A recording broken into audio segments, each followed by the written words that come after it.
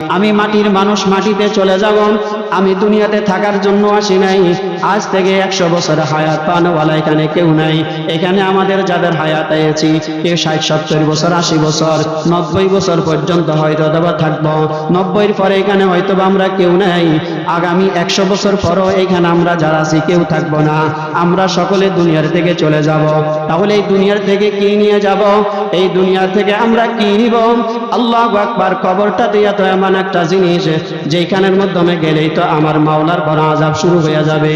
হে লক্ষ্মীপুরের মুসলমানেরা, আমার আল্লাহ তাআলার আশিকিন, জাকিরিন, শাকিরিন, মুহিব্বিনেরা, দিলটাকে মাওলার জন্য নরম করিয়া চোখ থেকে পানি যদি পালাইতে পারি, 5 ওয়াক্ত নামাজ যদি যথাসময়ে আদায় করতে পারি, যাকাতের সময় যাকাত দিব, হজের সময় হজ করব, আল্লাহু আকবার, ইবাদতের সময় ইবাদত করব, সংসারের সময় সংসার করব, ব্যবসার সময় ব্যবসা করব, রাত দিন 24 ঘন্টা আমার সময়টুকু যেন ভালো কাজের মাধ্যমে যায়। এজন্য ভালো মানুষের স্বর্ণপন্ন হওয়া। হায় হায়, আজকের মুসলমান ইমানদারেরা ভালো কাজে দিতে চাই না। যেমন মাদ্রাসায় পড়লে ভালো লাভ হবে, নুরানি মাদ্রাসায় পড়লে লাভ হবে। নুরানি মাদ্রাসায় পড়লে নামাজ কেমনে পড়তে হয় এটা জানা যাবে। নুরানি মাদ্রাসা পড়তে গেলে মাদ্রাসার লাইনে আসলে হারাম হালাল আল হারাম চিনা যাবে, সত্য কোনটা মিথ্যা কোনটা বোঝা যাবে, আল্লাহু আকবার, হক কোনটা বাতিল কোনটা বোঝা যাবে। আমি যদি দ্বীনি ইলম অর্জন না করি, আমি যদি ইসলামের মাধ্যমে না আসতে পারি, আমি যদি ছোট্টবেলা আমার ছেলেটাকে যদি নুরানি মাদ্রাসায় না দিয়া ইন্টার গার্ডেনে দিয়া দিলাম, আল্লাহু আকবার, কেজিতে দিয়া দিলাম, সেখানে আমার ছেলেটা যাইয়া কেজিওয়ালাদের পড়াশোনা করিয়া এই ছেলেটা এলাকার কাউকে সালাম দেয় না, জিজ্ঞাসা করলে নামাজের সুন্নত বলতে পারে না, আল্লাহু আকবার, কালিমা বলতে পারে না। আমার নুরানি মাদ্রাসার প্রথম শ্রেণীর ছেলেটাকে যদি আপনি জিজ্ঞাসা করেন, আল্লাহু আকবার, আল্লাহ তাআলার আসমাউল হুসনা 99টা নাম সে সুন্দর করে বলে দিতে পারবে। জানাজা কেমনে পড়তে হয় সেটা সে বলতে পারবে। আল্লাহু আকবার, কোরআন তেলাওয়াত কেমনে শুদ্ধভাবে করতে হয় এটা সে পারবে। হায় হায়, মুসলমানেরা আজকে ইলম শিক্ষা দেয় না, মুসলমানের সন্তানদেরকে ভালো কাজের দিকে আনে না, অথচ স্কুলে আমাদেরকে পড়ায় হাট্টিমা টিম টিম তারা মাঠে পারে ডিম, তাদের খাড়া দুটি শিং তারা হাট্টিমা টিম টিম। স্কুলের মাধ্যমে এটা পড়া হয়। এটার অর্থ যদি মুসলমান জানে তাহলে ওই মুসলমান এটা আর পড়াবে না। অথচ নুরানি মাদ্রাসায় যদি আমার ছেলেটাকে দিতে পারি, আমার ছেলেটা সুন্দর করে মাথার মাধ্যমে টুপি লাগাইয়া সুন্দর একটা জামা পরিধান করিয়া মাদ্রাসায় আসিয়া যখন করবে, মা গো আমি পড়বো নামাজ, উঠবো সকালবেলা, করবো না আর মুয়াজ্জিনের আজান শুনবো হেলাম, আজান শুনে বিছানা ছেড়ে হবে ঘরের বাহার, দাঁত মেজে মা করবো ওযু সদাই সর্বদার। আল্লাহু আকবার। আমার ছেলেটা যদি দিনদারওয়ালা হয়, আমার ছেলেটা যদি মাদ্রাসায় পড়ে, তাহলে ভালো কিছু শিখবো। ঘুম থেকে উঠিয়া সে ওযু কেমনে করতে হয় সেটা সে শিখতে পারে। আমার ছেলেটাই যদি স্কুলে থাকে তাহলে সে এটা থেকে বঞ্চিত হয়ে যায়। এই জন্য ইসলামনগর মুসলমানেরা ছেলেটাকে এমন একটা ছেলে বানান, যেই ছেলেটা আপনি মারা যাওয়ার পর আপনার জানাজার নামাজটুকু পড়াইতে পারে, যেই ছেলেটার কারণে ছেলেটার দেখলে মানুষ বলে মাশাআল্লাহ এটা অমুকের ছেলে, মানুষকে দেখলেই সালাম দেয়, মাদ্রাসা পড়ার কারণে সে সালাম দেয়, মাদ্রাসা পড়ার কারণে সে বসে বসে প্রস্রাব করে, সে দাঁড়ায় আর প্রস্রাব করবে না।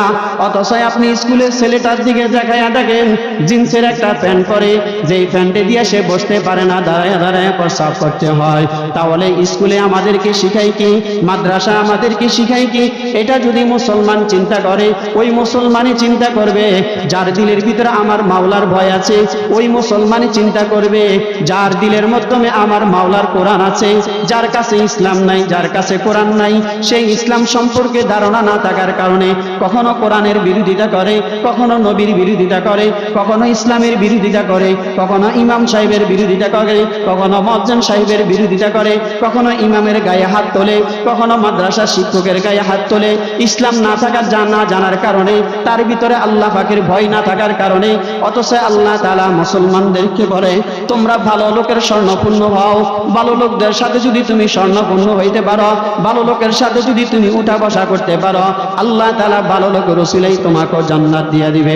পৃথিবীর বিখ্যাত কবি, বিখ্যাত দার্শনিক, বিখ্যাত ছবি আল্লামা শেখ সাদি রহমতুল্লাহ আলাইহি একটা মাটি হাতে নিলেন, মাটির একটা চাকা হাতে নিয়া গ্যারান নিতেছিলেন আর বলে, ও মাটি তুমি এত সুন্দর গ্যারান কোথায় থেকে পাইলা? তোমার মাধ্যমে তো কোনো গ্যারান ছিল না, তুমি তো সাধারণ মাটি, তোমার মাধ্যমে গ্যারান নাই, কই থেকে তুমি এটা পাইলা? আল্লাহু আকবার। মাটির জবান আল্লাহ তাআলা খুলে দিল। মাটি বলতেছিলেন, দিলে খুশবু নেদর হাম্মামে রোজে রসি দস্ত দস্তে মাহবুবে বদস্তম। আল্লাহু আকবার। শেখ সাদি রহমতুল্লাহ আলাইহি প্রশ্নের জবাবে মাটির ডিলা বলতেছিলেন, ও শেখ সাদি তুমি ভালো করিয়ে জানো আমার মাধ্যমে কোনো গ্যারান নাই, আমি সাধারণ মাটি, আমার মাধ্যমে কোনো গ্যারান নাই, আমি সাধারণ একটা মাটি। কিন্তু মুসলমানেরা শেখ সাদি রহমতুল্লাহ আলাইহিকে মাটি বলতেছিলেন, আমার মাধ্যমে কোনো গ্যারান নাই, তবে হ্যাঁ আমি একটা ভালো ফুল গ্যালানের ফুল বাগানের নিচে ছিলাম, এই ফুল বাগান থেকে প্রতিদিন ফুলের পাতা থেকে পানি পড়তে পড়তে আমি পুরা মাটির ডিলাটুকু, মাটির চাকাটুকু গ্যারানওয়ালা হয়ে গেছি।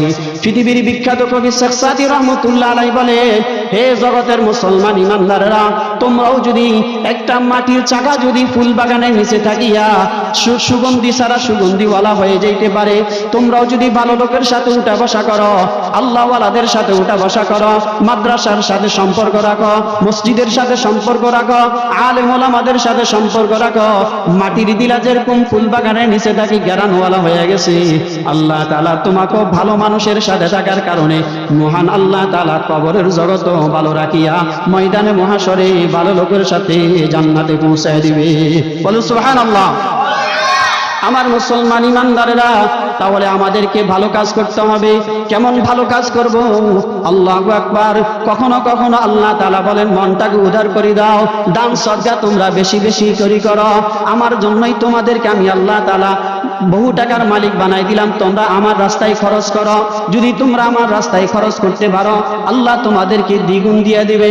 আল্লাহু আকবার। নবী মুহাম্মদুর রাসূলুল্লাহ সাল্লাল্লাহু আলাইহি ওয়াসাল্লাম মক্কা থেকে যেদিন হিজরত করে মদিনার দিকে রওনা হয়ে গেছেন, দীর্ঘ পথ হাঁটি যাওয়ার কারণে দুর্বল হয়ে গেলেন। দুর্বল হয়ে যাওয়ার পরে আল্লাহু আকবার, হযরত রাসূল করিম সাল্লাল্লাহু আলাইহি ওয়াসাল্লাম আবু বকরকে সাথে নিলেন। আবু বকরকে বলে, আবু বকর দেখেন না মরুভূমির মাধ্যমে কোনো ঘর পাওয়া যায় কিনা, থাকার জন্য ঘর পাওয়া যায় কিনা। আল্লাহু আকবার। হযরত আবু বকর সিদ্দিক রাদিয়াল্লাহু তাআলা আনহু থাকার জন্য ঘর খুঁজতেছিলেন। খুঁজতে খুঁজতে অনেক দূরে যায় দেখেন মরুভূমির মাধ্যমে একটা কুড়ুঘর, ছোট্ট একটা ঘর রইলেন।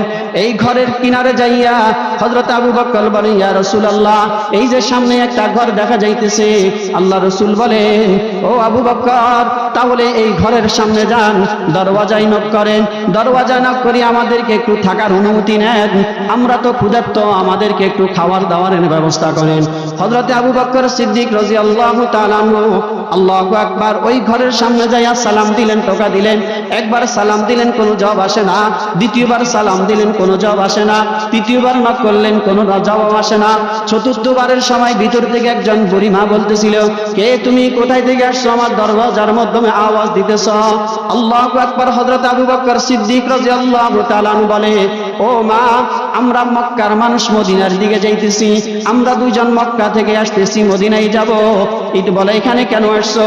বলে, আমরা বড় ক্লান্ত হয়ে গেছি, আমরা একটু বিশ্রাম নেওয়ার জন্য আপনার থেকে অনুমতি নিতে চাইতেছি, আপনি যদি একটু অনুমতি দেন আপনার বাড়িতে থাকতে চাই, আর আমরা বড় ক্ষুধার্ত, যদি আপনার ঘরে খাবার থাকে তাহলে আমাদেরকে একটু কিছু খাবার দেন।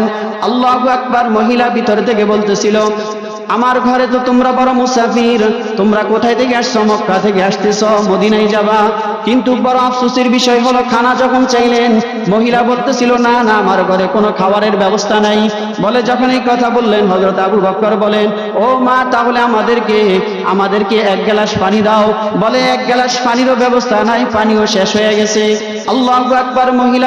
এবার মহিলার কাছ থেকে রাসূল করিম সাল্লাল্লাহু আলাইহি ওয়াসাল্লামের কাছে আবু বকর যায়, বলে, ইয়া রাসূলুল্লাহ ঘরের মাধ্যমে কোনো খাবার নাই, পানি চাইলাম পানিও দিতে পারে না। বলে যে একটু দুধ চাইলাম সেটাও সে দিতে পারে নাই। সর্বশেষ রাসূল করিম সাল্লাল্লাহু আলাইহি ওয়াসাল্লাম ওই মহিলা থেকে অনুমতির জন্য বলে, এই যে ঘরের সামনে একটা বকরি বাঁধা আছে, এই বকরি থেকে দুধ দোপন করবে, একটু অনুমতি নিয়ে আসো। রাসূল করিম সাল্লাল্লাহু আলাইহি ওয়াসাল্লাম থেকে আল্লাহু আকবার অনুমতি পাইয়া এবার মহিলার কাছে যায়, বলতেছেন, ও বুড়িমা আপনার ঘরের সামনে যে একটা বকরি বেঁধিয়া রাখছে, যদি অনুমতি দিতেন তাহলে এই বকরি থেকে কিছু দুধ দফন করে নিতাম, আমরা আমাদের পেটের ক্ষুধাটুকু নিবারণ করতাম। মহিলা ভিতর থেকে আওয়াজ দিয়ে বলতেছিল, ও ভাই তুমি কোথায় থেকে কি বলতেছিল? আমার স্বামী কয়েকটা ছাগল, আমরা বকরি ছাড়া আমাদের জীবন যাপন পরিচালনা করি, আমার স্বামী সবগুলা ছাগল নিয়ে বাগানে চলে গেছে। এই যে সামনে একটা ছাগল দেখতে, এটা বড় দুর্বল হয়ে গেছে, অসুস্থওয়ালা ছাগল, এটাকে আমরা নিতে, এটা অসুস্থ, খানা দানা খাই না, যার জন্য তাকে ঘরের মাধ্যমে ভাতিয়ে রেখে গেছে। আল্লাহু আকবার। হযরত রাসূল কারীম সাল্লাল্লাহু আলাইহি ওয়াসাল্লাম আবারও আবু বকরকে পড়াইতেছিলেন, যাও অনুমতি নিয়ে আসো, বকরি থেকে অনুমতি নিয়ে আসো, দুধ দফন করার জিম্মাদারি আমার। আবু বকর চিন্তা করলেন, রাসূল যেহেতু বললেন, নিশ্চয়ই রাসূল এটা দুধ দফন করতেই পারবেন, কারণ রাসূলের কথা মিথ্যা না। রাসূল তো এমন একজন নবী যিনার কোনো জিন্দেগিতে কোনো গুনাহ নাই, নবীদের কোনো গুনাহ নাই, নবীরা সবাই নিষ্পাপ। কিন্তু নবী মুহাম্মদুর রাসূলুল্লাহ সাল্লাল্লাহু আলাইহি ওয়াসাল্লাম আবু বকরকে আবার পাঠাইলেন। এবার মহিলার কাছে যায় বলতেছিল, বুড়িমা আপনি যদি একটু অনুমতি দিতেন তাহলে দুধ দফন করতাম। মহিলাকে বারবার বলার কারণে মহিলা তৃপ্ত হইয়া বলে যে, যাও যাও, পারলে তোমরা নিয়ে যাও, পারলে তোমরা দুধ দফন করে খেয়ে নাও। এবার অনুমতি পাওয়ার পর আবু বকর রাসূলের কাছে আসলেন, বলি অনুমতি পাইছেন এই কথা যখন বললেন, এবার দুধ দফন করবে কিসের মাধ্যমে? একটা তো বালতি দরকার, একটা বাটি দরকার। রাসূল আবু বকরকে বলে, ও আবু বকর যাও যাও, আবার বুড়িমার কাছে যাইয়া একটা বাটি নিয়ে আসো দুধ দফন করার জন্য। আল্লাহু আকবার। বাটির জন্য যখন গেলেন, ছোট্ট একটা বাটি দিলেন, বাটি দেওয়ার বারানে নিয়ে আসলেন। নিয়ে আসার পরে আল্লাহ রাসূল বলে, আবু বকর এই বাটি হবে না, আর একটু বড় বাটি নিয়ে আসো। আবু বকর আবার গেলেন, যখন বড় বাটি নিয়ে আসার জন্য গেলেন, এবার বুড়িমা বলতেছিল, আমার ছাগল থেকে তো কোনোভাবে দুধ বের হবে না, এটা দুর্বল ছাগল, কিন্তু তোমরা বারবার আমাকে বিরক্ত কেন করতেছ? ছোট্ট একটা বাটি দিছে, এটাও তো হবে না, কেমনে একটা বড় বাটি দিব? এবার মহিলা বড় একটা পাতিল দিয়ে দিলেন। পাতিল যখন দিলেন, দিলের মাধ্যমে একটা কামড় মারছে, বারবার বড় কাগতি মাগুতি করি নরম সুরে আমাকে আমার কাছে অনুমতি চাইলেন, কে এই যুবক, কে এই ভদ্রলোক? এবার মহিলা দরজার দিকে একটু হালকা ফাঁক করে দেখতেছিলেন, তার বাড়ির ঘরের সামনে এমন একজন জওয়ান যুবক দাঁড়াই আছে। এই যুবকের চেহারার দিকে একবার তাকায়, আরশের সূর্যের দিকে একবার তাকায়। মহিলা বলে যে, আল্লাহু আকবার। আমি যখন ঘরের দরওয়াজার একটু ফাঁক করিয়া ওই যুবকের চেহারায় আমার নজর চলে গেল, আমি নজরে দেখলাম পৃথিবীর জমিনে সৌন্দর্য কোনো মানুষ যদি থাকে, আল্লাহ তাআলা পৃথিবীর জমিনে এত সুন্দর পুরুষ আমার জীবন আর কোনোদিন দেখি নাই। সূর্যের কিরণ পর্যন্ত অন্ধ হয়ে যায়, সূর্যের কিরণের সাথে কোনোভাবে মিল হয় না, এমন একজন সুন্দর মানুষ তার ঘরের সামনে দাঁড়ানো। এবার মহিলা বলে, ও ভাই তোমরা শুধু দুধ দফন কেন? তোমরা তো বড় ভালো মানুষ, তোমরা বড় জান্নাতি মানুষ, বুঝা গেল তোমরা কোনো সিটিং বাটপার না, বড় আবেদওয়ালা মানুষ। যাও যাও, বকরির দুধ দফন করতে হবে না, বকরিটাকে তোমরা জবাই করি, এটাকে রান্না করি, তোমরা খাইতে থাকো। আমার মুসলমান ইমানদারেরা, অনুমতি পাওয়ার পর রাসূল কারীম সাল্লাল্লাহু আলাইহি ওয়াসাল্লাম বকরির রশিটা খুললেন। বকরি এবার রাসূলের কানে কানে চলে আসলে, আসি এবার বকরি চোখের পানিগুলা ফেলে দিলেন, বলতেছিলেন, ইয়া রাসূলুল্লাহ, জবানটুকু খুলে দিয়ে মাথাটুকু লড়াইতেছে। আল্লাহ রাসূল বকরির জবানের কথা বুঝে গেলেন। বকরি রাসূলকে বুঝাইতে গেলেন, ইয়া রাসূলুল্লাহ, আমার মালিক যেগুলা শক্তিশালী, যেগুলা খাইতে পারে, এগুলা সবগুলারে চড়ানোর জন্য বাগানে নিয়ে গেছে। আমি দুর্বল দেখি আমাকে ফালাই রাখি চলে গেছে, আমাকে এক সপ্তাহ যাওয়ার খাওয়ার দেয় না। আল্লাহু আকবার। রাসূল কারীম সাল্লাল্লাহু আলাইহি ওয়াসাল্লাম আল্লাহু আকবার বকরিটাকে বড় সান্ত্বনা দিলেন। সান্ত্বনা দেওয়ার পর এবার রাসূল কারীম সাল্লাল্লাহু আলাইহি ওয়াসাল্লাম বলে যে, মাটির পাতিলটা যখন দুধের কিনারে রাখলেন, বকরি এরকম ভাবে পাউটুকু ছড়ায় দিলেন। পাউ ছড়ায় রাসূল অনেকগুলা দুধ দফন করলেন। রাসূল দুধ দফন করার পর এবার আবু বকরকে বলতেছিলেন, আবু বকর তুমি দুধ পান করো। আবু বকর বলে, ইয়া রাসূলুল্লাহ, আপনি পান করেন। সর্বআগে আল্লাহ আবু বকর পান করলেন, রাসূলও পান করলেন। আল্লাহ রাসূল বলে, আবু বকর আবার খাও। বলে আবার খাইলেন। বলে যে, এবার দেখো, বলে যে যেই পরিমাণ দুধ দুধ ছিল তার থেকে বিন্দু পরিমাণও দুধ কমে নাই। আল্লাহু আকবার। মহিলা এবার বলে যে মহিলাকে দিয়ে আসো। এবার বুড়িমার কাছে দুধের পেওলা নিয়ে গেছেন। তাহলে বোঝা গেল ওই বুড়িমার নাম হলো উম্মে আইমান, উম্মে আবাদ। আল্লাহু আকবার। উম্মে আবাদের ঘরের কিনারে রাসূল করিম সাল্লাল্লাহু আলাইহি ওয়াসাল্লাম বকরির দুধ দহন করলেন। আল্লাহ রাসূল বললেন, ও বকরি, তুমি আর কোনোদিন অসুস্থ হবে না। যতদিন পর্যন্ত আল্লাহ তোমার হায়াত রাখবে ততদিন পর্যন্ত তুমি সুস্থতার সাথে থাকবা। মুসলমান ইমানদাররা, রাসূল করিম সাল্লাল্লাহু আলাইহি ওয়াসাল্লাম কি মুজিজা দেখাই দিলেন। আল্লাহ রাসূল সাল্লাল্লাহু আলাইহি ওয়াসাল্লাম ছাগলের ওলানের মাধ্যমে হাত রাখলেন, সাথে সাথে দুধের ব্যবস্থা হয়ে যায়। রাসূল যেখান দিয়ে হেঁটে যায় নূরে খুশবু ভরে যায়। রাসূল করিম সাল্লাল্লাহু আলাইহি ওয়াসাল্লাম বলে, ইসলাম এমন একটা শান্তির ধর্ম যেখানের মাধ্যমে হানাহানি নাই, কাটাকাটি নাই, মারামারি নাই। আল্লাহ রাসূল সাল্লাল্লাহু আলাইহি ওয়াসাল্লাম, আল্লাহু আকবার। সাহাবায়ে কেরাম বলতেছিলেন, আমাদের নবী এমন একজন রাসূল নবী পাইলাম যিনার চেহারার দিকে দেখলে মালিকের কথা স্মরণ হয়ে যায়, যিনার চেহারায় দেখলে কথাই শুনলেই তো আল্লাহ তাআলার জাহান্নামের ভয় চলে আসে। মুসলমান ইমানদারেরা, এই যে আজকে এই মাহফিলে আসলাম, এখান থেকে কি অর্জন করব? এক নম্বর হইল ইত্তাকুল্লাহ, আমরা আল্লাহ তাআলাকে ভয় করব। দুই নম্বর মুহাম্মদুর রাসূলুল্লাহ সাল্লাল্লাহু আলাইহি ওয়াসাল্লামের সুন্নাত অনুযায়ী নিজের জীবন পরিচালনা করব। মুসলমান ইমানদারেরা, যদি আমরা নবীকে না মানতে পারি, নবীর সুন্নাত যদি নিজের জীবনের মাধ্যমে আনতে না পারি, তাহলে আমরা নবীর বড় আশিক কিভাবে দাবি করব? হাউজে কাউসার ময়দানে মহাশর কিভাবে আমরা পান করব? এজন্য আল্লাহ রাসূল সাল্লাল্লাহু আলাইহি ওয়াসাল্লাম শিখাই দিলেন, বান্দা, যদি ময়দানে মহাশরে হাউজে কাউসার পান করতে চাও, তোমরা মানুষকে সৎ কাজের আদেশ করো, অসৎ থেকে তোমরা মানুষকে বাধা দাও, অন্যায় থেকে মানুষকে বাধা দাও, মানুষকে সুপরামর্শ তোমরাই দিতে থাকো। যদি নেক কাজের আদেশ তোমরাই দিতে পারো, তাহলেই বড় তোমরাই সফল হয়ে যাবা, তোমাদের আখিরাত বড় সফল হয়ে যাবে। এই জন্য ইসলামনগর তামিন মাদ্রাসার ওয়ালারা চিন্তা করলেন, এই এলাকার মুসলমানদেরকে যদি একটু কোরআন হাদিসের কথা শুনাইয়া যদি নেককার মানুষ বানানো যায়, একজন বেনামাজিকে যদি নামাজি বানানো যায়, একজন কিফরওয়ালাকে যদি দান সদকা করেনে ওয়ালা বানানো যায়, নেককার ওয়ালা বানানো যায়, তাহলে এই নেককার ওয়ালার উসিলাই হয়তো মাওলা ময়দান মহাশর জান্নাতের মেহমান বানিয়ে দিবে।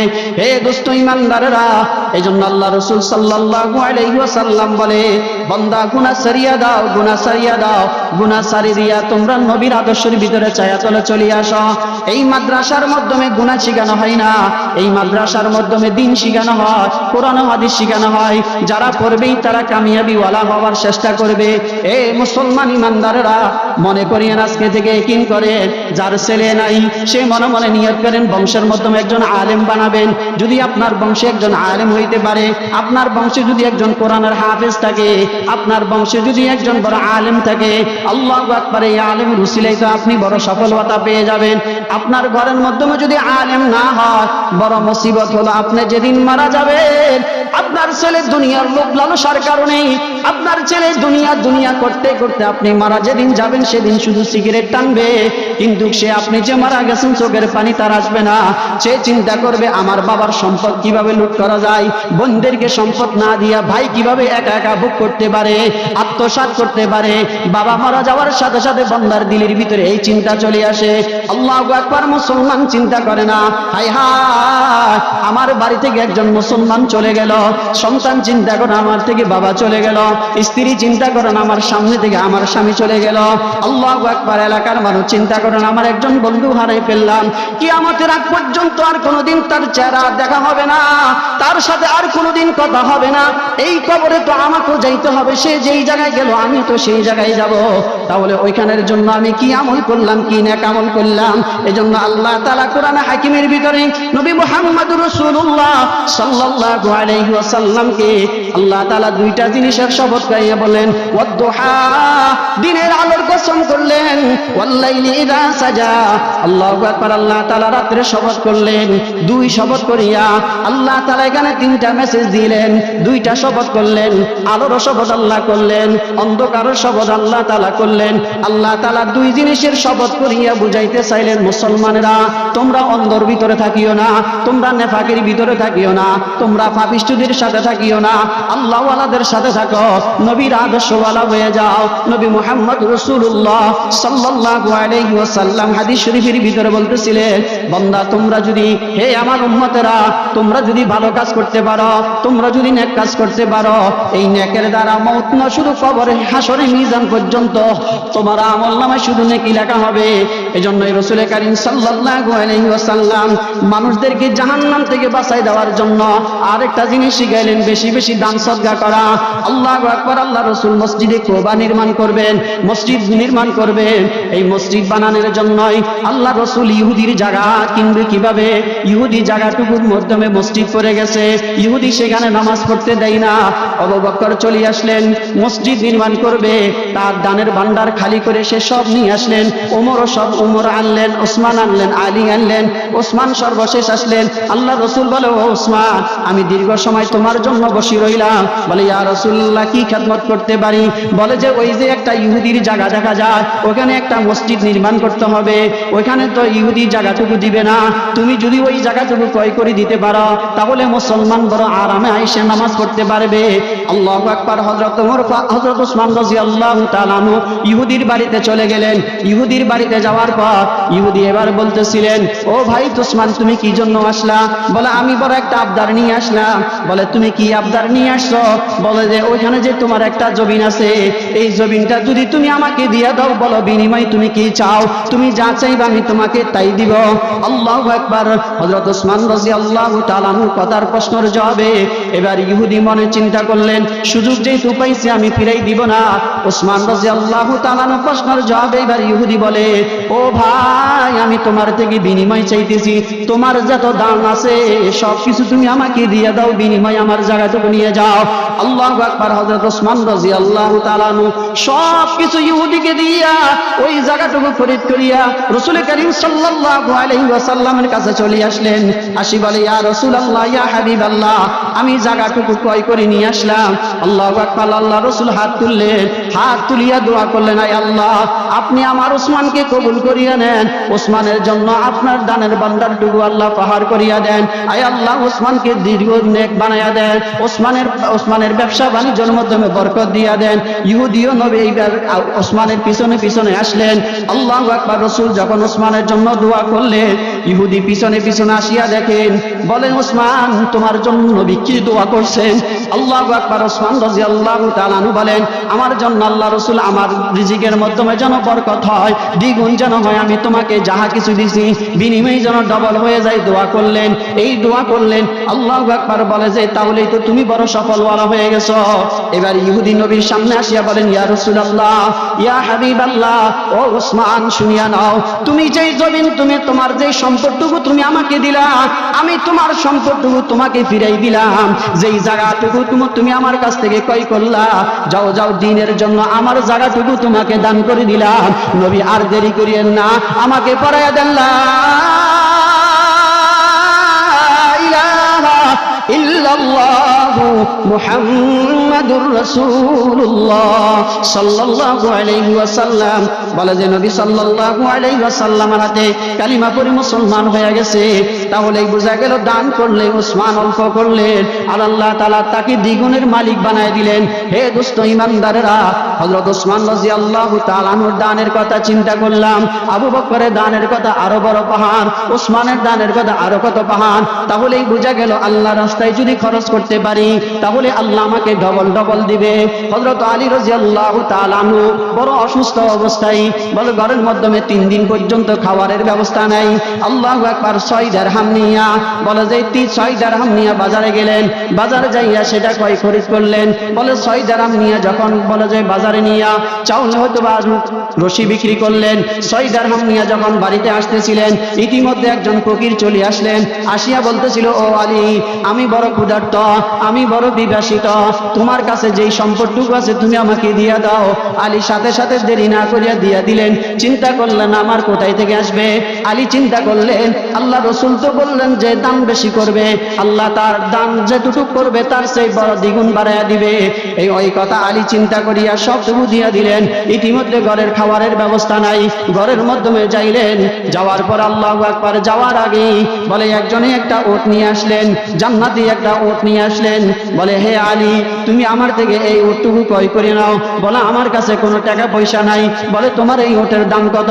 বলে 100 দিরহাম। বলে আমি তোমাকে 100 দিরহাম দিতে পারবো না, আমার কাছে 100 দিরহাম নাই। বলে আমি তোমাকে চিনি, তুমি নবী মুহাম্মদুর রাসূলুল্লাহ সাল্লাল্লাহু আলাইহি ওয়াসাল্লামের বলে যে কলিজার টুকরা ফাতেমার স্বামী, আমি তোমাকে ভালো করে চিনি। তুমি বাকি রাখো, যাও তুমি এই বকরিটা নিয়ে যাও। বলে দুম্বাটু ওটটুকু নিয়ে যাও। এবার ওটটুকু যখন 100 দিরহাম দিয়ে নিয়ে গেলেন, বাজারে নিয়ে গেলেন। বাজারে নিয়ে হযরত ওসমান আলী রাদিয়াল্লাহু তাআলা আনহু 300 দিরহাম বিক্রি করলেন। 300 দিরহাম বিক্রি করিয়া 100 দিরহাম, আল্লাহু আকবার, যেই টাকাটুকু নগদ বাকি করলেন ওটা ফিরিয়ে দিয়ে আসার জন্য রওনা হয়ে গেলেন। খুঁজতে খুঁজতে খুঁজতে খুঁজতে ওই ব্যক্তিকে আর পাই নাই। হযরত আলী এবার 3 দিরহাম নিয়ে বাড়ি, 300 দিরহাম নিয়ে বাড়ি চলে গেলেন। যাইয়া দেখেন তার ঘরের মাধ্যমে মুহাম্মদুর রাসূলুল্লাহ সাল্লাল্লাহু আলাইহি ওয়াসাল্লাম। মুসলমান ইমানদাররা চিন্তা করেন, একটু গবেষণা করেন, তাহলেই বোঝা যাবে আল্লাহ আমাদেরকে কত নিয়ামত দিয়েছে। কিন্তু আমরা বড় কিফন হইয়া গেলাম, আমরা আল্লাহ ওয়ালা হইতে পারলাম না। ও দোস্ত ইমানদাররা, নেককার ওয়ালা হইতে পারলাম না। পাপিষ্ঠদেরকে বন্ধু বানাইলাম, এজন্যই দান সদকা করতে মন চাই না, আল্লাহ রাস্তায় দিতে আমার মন চাই না। অথচ আল্লাহ তাআলা বলে বান্দা, আমি মাঝে মধ্যে তোমার উপর রাগান্বিত হই। আল্লাহ তাআলা বলেন ওয়ালা নাবলুওয়ান্নাকুম বিশাইইন মিনাল খাউফি ওয়াল জু'i ওয়া নাকসিন মিনাল আমওয়ালি ওয়াল আনফুসি ওয়াস সামারাত ওয়া বাশশিরিস সাবিরিন। আল্লাহু আকবার। আল্লাহ তাআলা বলে বান্দা, কখনো তোমাকে ভয় দেখাবো, কখনো তোকে অভাব অনটন বানায় দিব, কখনো তোকে অসুস্থতা করিয়া দিব, কখনো তোকে বড় মুসিবতে ফেলে দিব। ও বান্দা, সব কিছু আমি তোর জন্যই করি। তুই যদি আমার জন্য হইয়া যাও, আমিও তোমার জন্য হইয়া যাব। বান্দা, তুই যদি আমার দিকে আসো, আমি তোমার দিকে দূরিয়া যাব। এজন্য আল্লাহ কোরআন হাকিমে বলেন ফাযকুরুনি আযকুরুকুম ওয়াশকুরুলি ওয়ালা তাকফুরুন। মুসলমান ইমানদাররা, এজন্য আল্লাহ রাস্তায় খরচ করা, আল্লাহ রাস্তায় যত বেশি দেওয়া যাবে ততই আমার বড় লাভ হবে। কখনো মাদ্রাসার জন্য দিব, কখনো তালেবে ইলমদের জন্য দিব, কখনো এতিম অসহায়দেরকে দিব, কখনো মসজিদের জন্য দিব, কখনো এরকম ভাবে রাস্তাঘাটে মানুষের চলাচলের ব্যবস্থা করিয়া দিব। যেতভাবে দান সদকা করা যায়, যেতভাবে আল্লাহ তাআলার নৈকট্য অর্জন করা যায়, আল্লাহ তাআলা বলে আমি মাঝে মধ্যে বান্দার উপরে রাগান্বিত হইয়া বান্দাকে বড় কঠিন রোগে আক্রান্ত করে ফেলাই। এই আক্রান্ত করার কারণে বান্দা তখন বড় পেরেশানিওয়ালা হয়ে যায়। আল্লাহ তাআলা বলে বান্দা, তুমি যখন আমার রাস্তায় ওই রাগান্বিত অবস্থায় যদি তুমি আমার রাস্তায় 1 টাকাও দান করতে পারো, 1 টাকার কারণে দান করার, ইখলাসের কারণে দান করার কারণে আমি আল্লাহর গোসাটুকু মুহূর্তের ভিতর হজম হয়ে যায়। মুসলমান ইমানদার, ইসলাম নগর মুসলমানেরা, তাহলেই বোঝা গেল আল্লাহ রাস্তায় বেশি করে যদি আমরা দান করতে পারি, ময়দানে মুহাশশরে নবী মুহাম্মদুর রাসূলুল্লাহ সাল্লাল্লাহু আলাইহি ওয়াসাল্লামের কাছ থেকে হাউজে কাউসার আমরা গ্রহণ করতে পারবো। আর না হয় বড় বড় কঠিন হয়ে যাবে। এজন্যই মুসলমান ইমানদারেরা, আল্লাহ তাআলা বলতেছিলেন ওয়াদ-দুহা ওয়াল-লাইলি ইযা সাজা মা ওয়াদ্দাআকা রাব্বুকা ওয়া মা ক্বালা ওয়ালাল আখিরাতু খায়রুল লাকা মিনাল উলা। আল্লাহু আকবার। আল্লাহ রাসূল সাল্লাল্লাহু আলাইহি ওয়াসাল্লাম জিবরাইল আসতেছেন না, পেরেশানওয়ালা হয়ে গেলেন। পেরেশানওয়ালা হয়ে যাওয়ার কারণে ইহুদিরা বলতেছিলেন, ও ইহুদিরা মুসলমানদেরকে তিরস্কার করতেছিলেন। আবু বকরকে তিরস্কার করেন, ওমরকে তিরস্কার করে বলতেছিলেন, ও ভাই, তোমাদের নবী কেমন নবী, তার কাছে জিবরাইল আসে না, তার কাছে তো ওহী আসে না, ওহীর দরজা বন্ধ হয়ে গেলেন। ইহুদিদের এই অপবাদ দেখিয়া, আবু লাহাবের স্ত্রীর অপবাদ দেখিয়া নবী মুহাম্মদুর রাসূলুল্লাহ সাল্লাল্লাহু আলাইহি ওয়াসাল্লাম বলে যে পেরেশানওয়ালা হয়ে গেলেন। সাথে সাথে জিবরাইল আসলেন, আসিয়া বলেন ওয়াদ-দুহা ওয়াল-লাইলি ইযা সাজা মা ওয়াদ্দাআকা রাব্বুকা ওয়া মা ক্বালা। হে মুসলমান ইমানদাররা, আল্লাহ তাআলা বলে যে ও ভাই নবী, জিবরাইল আসিয়া বলে ও মুহাম্মদ, আপনার উপর আল্লাহ তাআলা রাগান্বিত হয় নাই, আল্লাহ তাআলা আপনার উপর গোসা হয় নাই। বলে যে আপনার উপর ওহী আসতে আসতে মাঝে মধ্যে আপনি ক্লান্ত হয়ে যাবেন, দুর্বল হয়ে যাবেন। এজন্য আল্লাহ কিছু সময়ের জন্য ওহীটুকু বন্ধ রেখেছেন। আপনি পেরেশানওয়ালা হবেন না। ওয়ালাল আখিরাতু খায়রুল লাকা মিনাল উলা। আল্লাহ দুনিয়া এবং আখিরাত আখিরাতে আপনাকে বড় সফলতা দিবে। আল্লাহ আপনাকে দুনিয়াও তো দিবে, আখিরাতও দিবে, সফল কামওয়ালা বানাই দিবে। ওয়ালা সাউফা ইউতিকা রাব্বুকা ফাতারদা। আল্লাহ তাআলা বলে, ও নবী মুহাম্মদ কি বলতেছিলেন, আপনাকে আমি অচিরে এমন দিব আপনি তা পাইয়া বড় খুশি হয়ে যাবে। এবার আপনারা প্রশ্ন করবেন, হুজুর তাহলে আল্লাহকে, আল্লাহর নবীকে কি দিল?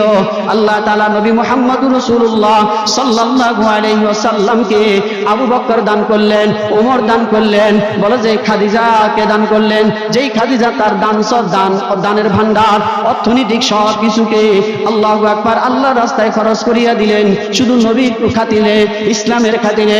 মুসলমান ইমানদারেরা, তাহলেই বোঝা গেল আল্লাহ তাআলা বলেন অচিরে আপনাকে এমন দিব যেটার কারণে আপনি খুশি হয়ে যাবেন।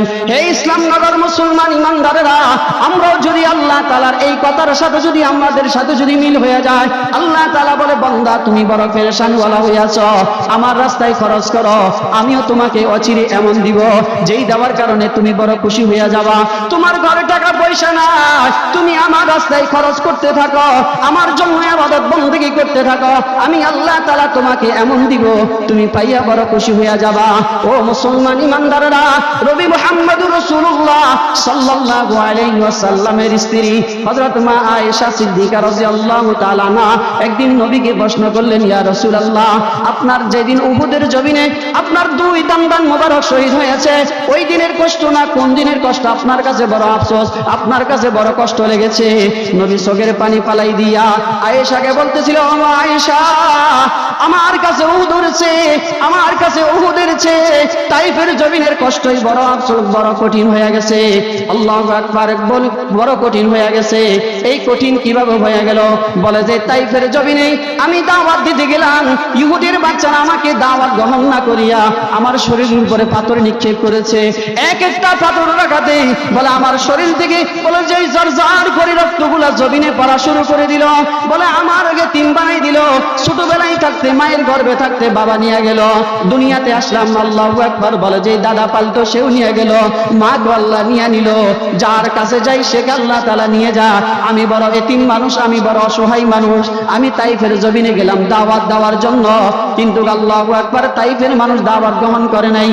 না করার কারণে নবী সাল্লাল্লাহু আলাইহি ওয়াসাল্লাম বড় পেরেশানওয়ালা হয়ে গেলেন। আল্লাহু আকবার, পেরেশানওয়ালা হয়ে যাওয়ার সময় এই সময় জিবরাইল আসিয়া বলেন, ইয়া রাসূলুল্লাহ, ইয়া হাবিবাল্লাহ, কোন চিন্তা করিয়েন না, পেরেশানওয়ালা হইেন না। তাইফের জমিনে যদিও মুসলমানেরা, ইহুদিরা কালিমা পড়ে মুসলমান হয় নাই, আপনার চোখের অদেশে আল্লাহ তাআলা বহু জিনকে আপনার হাতে কালিমা পড়ে মুসলমান বানায়া দিয়েছে। মুসলমান ইমানদাররা নেই, তাহলেই বোঝা গেল আল্লাহ তাআলা অচিরে রাসূলকে এমন দিলেন, তাইফের জমিনে মুসলমান ইহুদিদেরকে মুসলমান না বানাইয়া কি জিনদেরকে মুসলমান বানাইয়া খুশি করে দিলেন। নবী সর্ব জায়গায় খুশি হয়ে গেলেন। ও মুসলমান ইমানদাররা, আমাদেরকে আল্লাহ তাআলা খুশি বানায় দিবেন।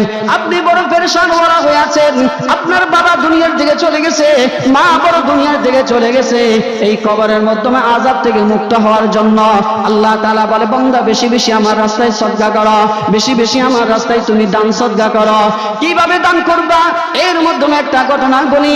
মুসলমান ইমানদারেরা, বলে যে একজন কোন মানুষ, বলে এক ভিক্ষুর বেশে, বলে যে একজন আবেদ বান্দার বাড়িতে গেলেন, বাড়ি যাওয়ার পর স্বামী স্ত্রী দুইজন ঘরের মাধ্যমে দুপুর বেলা খানা খাইতেছে।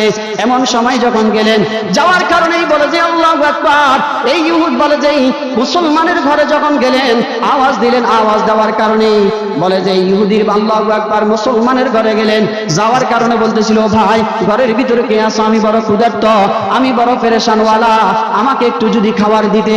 এবার স্বামী বড় মেজাজওয়ালা হয়ে গেছেন, স্ত্রীকে বলে কি আর সময় পাই নাই, সময় না পাই এই মুহূর্তে আমার কাছ থেকে খানা চাইতেছে। স্ত্রী বলে, ও স্বামী রাগান্বিত কেন হন, আমরা তো খাইতে পারতেছি, তার তো খানা নাই, একটু তাকে কিছু টাকা দিয়ে আসেন। বলে না না আমি দিব না।